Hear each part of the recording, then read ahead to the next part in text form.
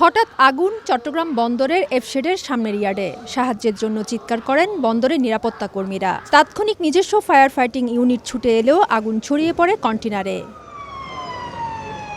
খবর পেয়ে ঘটনাস্থলে পৌঁছে আগুন নিয়ন্ত্রণের কাজ শুরু করে ফায়ার সার্ভিস। মঙ্গলবার চট্টগ্রাম বন্দরের বন্দর নিরাপত্তা দিবস উপলক্ষে আয়োজিত অগ্নি নির্বাপক মহড়ায় এমন দৃশ্য দেখা যায়।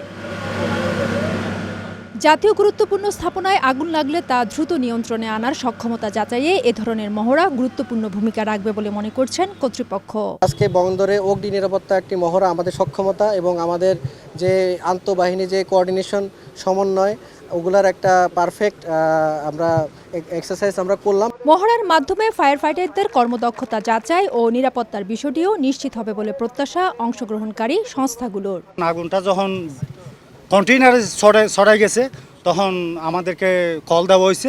আমরা ফুমের মাধ্যমে ফ্রুটের ফায়ার সার্ভিসের সাথে আমাদের একত্রে কাজ করে আমরা ওই কন্টেইনারের আগুনটা আমরা নির্বাপন করছি। এই ধরনের অগ্নিকাণ্ড সংঘটিত হলে সংবাদ পাওয়ার সাথে সাথে আমরা ওই দুর্ঘটনাস্থলে উপস্থিত হই এবং যে আগুনের ধরন অনুযায়ী অ্যাকশন নিই। বন্দরের নিরাপত্তায় মহড়ার বিভিন্ন ইউনিটের প্রায় অর্ধশতাধিক কর্মী অংশ নেয়।